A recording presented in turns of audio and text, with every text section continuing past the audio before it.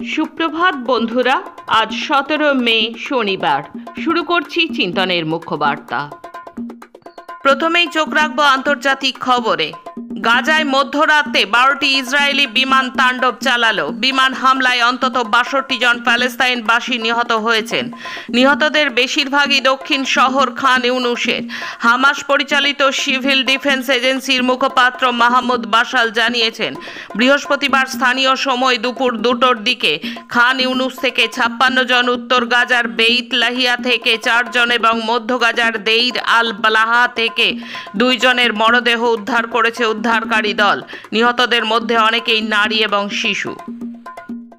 Palestine নিয়ে ইহুদিদের পরিবারের মধ্যে তীব্র মতবিরোধ। ভাঙছে একের পর এক পরিবার। আমেরিকা থেকে ইসরায়েল প্যালেস্তাইন নিয়ে ইহুদি পরিবারে মতবিরোধ অস্বাভাবিক নয়, তবে 2023 সালের 7ই অক্টোবরের পর থেকে এই বিভাজন আরও প্রকট হচ্ছে। ওই দিন প্যালেস্তানীয় স্বাধীনতাকামী সংগঠন হামাস দক্ষিণ ইসরায়েলে হামলা চালায়। ইসরায়েলের দাবি, এই হামলায় 1139 জন নিহত হন এবং 2 শতাধিক মানুষকে পণবন্দি করে গাজায় নিয়ে যাওয়া হয়। উদারপন্থী জায়নিস্টদের মধ্যে সবচেয়ে মজার দিক হলো 7ই অক্টোবরের পর বেশিরভাগ ইসরায়েলবাসী ডানপন্থায় ঝুঁকলেও সংখ্যালঘু একটা অংশ ইসরায়েল ও জায়নিজম থেকে আরও বিমুখ হয়েছে। এই তথ্য দিলেন লেখক ও জায়নিজম বিরোধী বুদ্ধিজীবী ইলান পাপে। ইউক্রেন ইস্যুতে আলোচনার জন্য ইস্তাম্বুলে পৌঁছেছে রুশ প্রতিনিধি দল। ইউক্রেনের সঙ্গে শান্তি আলোচনায় অংশগ্রহণের জন্য রাশিয়ার একটি উচ্চ পর্যায়ের প্রতিনিধি দল বৃহস্পতিবার তুরস্কের ইস্তাম্বুলে পৌঁছেছে। রুশ প্রেসিডেন্ট ভ্লাদিমির পুতিনের ঘনিষ্ঠ সহকারী ভ্লাদিমির মেদেনস্কি প্রতিনিধি দলের নেতৃত্ব দিচ্ছেন। রুশ বার্তা সংস্থা তাস উদ্ধৃত করে তুর্কি বার্তা সংস্থা আনবেলু এই তথ্য জানিয়েছে। প্রসঙ্গত, রাশিয়ার প্রেসিডেন্ট পুতিন গত সপ্তাহের শেষ দিকেই কিয়েভ ও মস্কোর মধ্যে কোনো পূর্ব শর্ত ছাড়াই সরাসরি আলোচনা পুনরায় শুরু করার প্রস্তাব দেন এবং 15ই মে ইস্তানবুলে বসার পরামর্শ দেন। তৎপরতার সঙ্গে মার্কিন প্রেসিডেন্ট ডোনাল্ড ট্রাম্প ইউক্রেনকে অবিলম্বে পুতিনের প্রস্তাব গ্রহণের আহ্বান জানান। নিষেধাজ্ঞা তুলে নিলে পারমাণবিক চুক্তি সম্ভব, আমেরিকা ইরান দ্বিপাক্ষিক বৈঠকে জানিয়ে দিল ইরান। মধ্য মেক্সিকোতে একটি ট্রাক দুর্ঘটনায় পরপর কয়েকটি গাড়ির মধ্যে সংঘর্ষে অন্তত 21 জন নিহত হয়েছেন বলে জানিয়েছে মেক্সিকো কর্তৃপক্ষ। আমেরিকার প্রেসিডেন্ট ডোনাল্ড ট্রাম্পের মধ্যপ্রাচ্য সফরের মধ্যে আমেরিকা ও কাতারের মধ্যে লাখো কোটি ডলারের যুদ্ধাস্ত্র ও সরঞ্জাম কেনার চুক্তি স্বাক্ষরিত হলো। প্যালেস্তাইনের নাকবা দিবসের তিক্ত ইতিহাস রক্তাক্ত হলো ইসরায়েলি বিমান হানায়। গাজায় এক রাতে নিহত 143 প্যালেস্তাইনবাসী। যুদ্ধবিরোধী নিয়ে ঐক্যমত্য হলো না রাশিয়া ও ইউক্রেনের, তবে মিশন ইস্তাম্বুলে হাজার যুদ্ধবন্দী বিনিময়ের সিদ্ধান্ত নিল দুটি দেশই। যুদ্ধবিরতি নিয়ে বৈঠক চলাকালীন ধাক্কা খেল ইউক্রেন বায়ুসেনা। রুশ হানায় ধ্বংস হয়ে গেল ইউক্রেনের F-16 যুদ্ধ বিমান। আসছি দেশের খবরে। দেশের সেনাবাহিনী মোদিজির চরণে নতমস্তক। শুক্রবার এক সরকারি অনুষ্ঠানে এমনই মন্তব্য করলেন মধ্যপ্রদেশের বিজেপি সরকারের উপমুখ্যমন্ত্রী জগদীশ দেওরা। দেশের সেনাকে এমন কুৎসিতভাবে অপমান করায় দেশের নানা প্রান্তের সাধারণ মানুষ ক্ষোভে ফেটে পড়েছে। বিজেপির এই উপমুখ্যমন্ত্রী তুমুল বিক্ষোভ এবং ধিক্কারের মুখোমুখি হচ্ছেন বিভিন্ন জায়গায়। এবার পাকিস্তানকে IMF ঋণ দেওয়ার বিষয়টি পুনর্বিবেচনার দাবি জানালেন রাজনাথ সিং। কেন্দ্র কূটনৈতিক দৌত্য করাতে চাইছেন বিরোধী সাংসদদের দিয়ে। সোফিয়া দেশের কন্যা, দেশের জন্যই বাঁচে, কটূক্তি করা বিজেপি মন্ত্রীর অপসারণ চেয়ে প্রধানমন্ত্রী হস্তক্ষেপ দাবি করল সোফিয়ার পরিবার।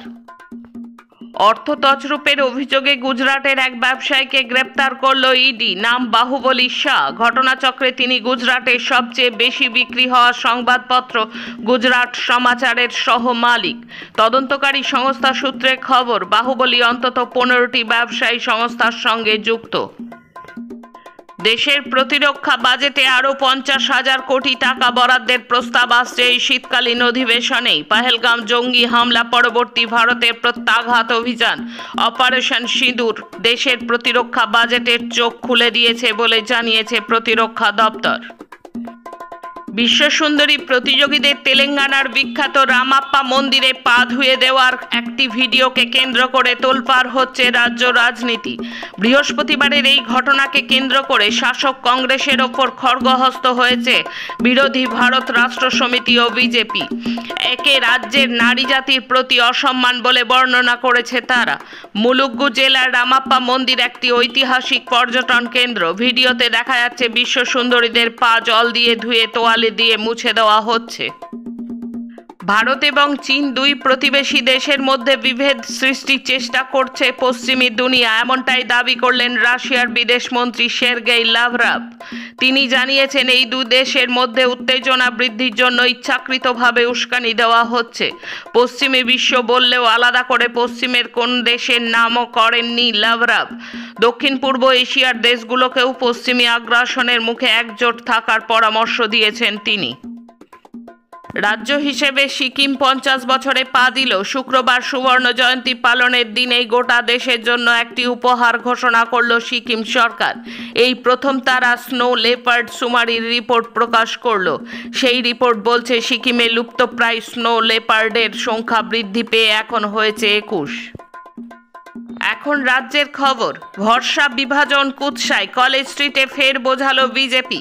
শুক্রবার কলেজ স্ট্রিট কফি হাউসের সামনে সমবেত বামপন্থী শিক্ষক ছাত্র যুবকর্মীদের লক্ষ্য করে সমানে চলল গালিগালাজ। চলতে থাকলো স্লোগান দেশ কো গদ্দারো কো গোলি মারো শালকো। সমানে বলা হলো দেশদ্রোহী পাকিস্তানের দালাল। বস্তুত বিভাজনের খোঁজে নেমে দিশেহারা বিজেপি আরএসএসের হতাশা ফুটে বেরোলো এদিন। এসএফআই, ডিওএফআই, এবিটিএ, এবিপিটি এর পাশাপাশি কলকাতা বিশ্ববিদ্যালয়ের শিক্ষাকর্মীর একযোগেই শিক্ষক নিপীড়নের বিরুদ্ধে এদিন বিক্ষোভের ডাক দিয়েছিলেন। শুক্রবারই কলেজ স্ট্রিট থেকে অপারেশন সিন্দুরের জন্য নরেন্দ্র মোদীকে অভিনন্দন জানিয়ে মিছিলের ডাক দিয়েছিল বিজেপি। কিন্তু বিক্ষোভ সভার নির্ধারিত সময়ের আগেই মিছিল চলে যাওয়ার কথা ছিল। তা হয়নি, কারণ মিছিলের বিভিন্ন অংশ সমবেত বামপন্থী প্রতিবাদীদের লক্ষ্য করে প্ররোচনা ছড়াতে ব্যস্ত ছিল। পশ্চিমবঙ্গের সরকারি কর্মচারীদের ডিএ নিয়ে উল্লেখযোগ্য রায় সুপ্রিম কোর্টের। রাজ্য সরকারি কর্মচারীদের বকেয়া মহার্ঘ ভাতার 25% দেওয়ার নির্দেশ দিল সুপ্রিম কোর্ট। এদিন শীর্ষ আদালতের পক্ষ থেকে রাজ্য সরকারকে নির্দেশ দেওয়া হয় 50% ডিএ দেওয়ার জন্য। সরকারের পক্ষ থেকে আইনজীবী অভিষেক মনু সিংভি বলেন, এই বিপুল পরিমাণ টাকা দেওয়ার জন্য 20,000 কোটি টাকা প্রয়োজন, যা এখন সরকারের কাছে নেই। আর এই টাকা দিতে গেলে সরকারের কোমর ভেঙে যাবে। তখন শীর্ষ আদালত বলেন 1 মাসের মধ্যে 25% ডিএ দিতে হবে। আগস্ট মাসে ফের এই মামলার শুনানি হবে, সেখানে বাকি ডিএ নিয়ে চূড়ান্ত সিদ্ধান্ত নেওয়া হবে। মামলাকারীদের পক্ষ থেকে আইনজীবী বিকাশ রঞ্জন ভট্টাচার্য বলেন, এই রায়ের ফলে রাজ্য সরকারি কর্মীদের অধিকার কিছুটা হলেও রক্ষা পাবে।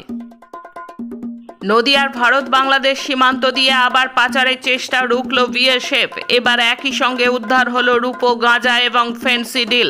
অভিযোগ, সীমান্তে দিয়ে রূপো এবং মাদক পাচারের চেষ্টা করছিলেন পাচারকারীরা। তবে সীমান্ত বাহিনীর জওয়ানদের চোখ এড়াতে পারেননি তাঁরা, যদিও ওই ঘটনায় কাউকে গ্রেফতার করা যায়নি।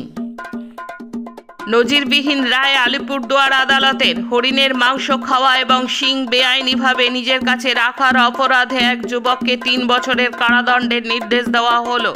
ওই যুবক জেলার শালকুমার রাভা বস্তির বাসিন্দা, নাম রাজেশ রাভা।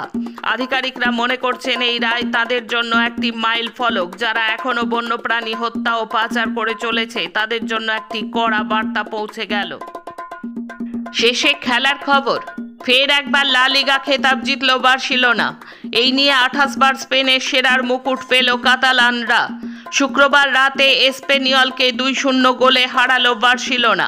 5 মিনিটে লামিন ইয়ামাল ও 95 মিনিটে ফার্মিন লোপেজের গোলে জয় পেল বার্সেলোনা। জ্যাভলিনে 90 মিটারের দূরত্ব অবশেষে পেরোলেন নীরজ চোপড়া। শুক্রবার দোহা ডায়মন্ড লিগে 90.23 মিটার দূরে জ্যাভলিন ছুড়লেন তিনি।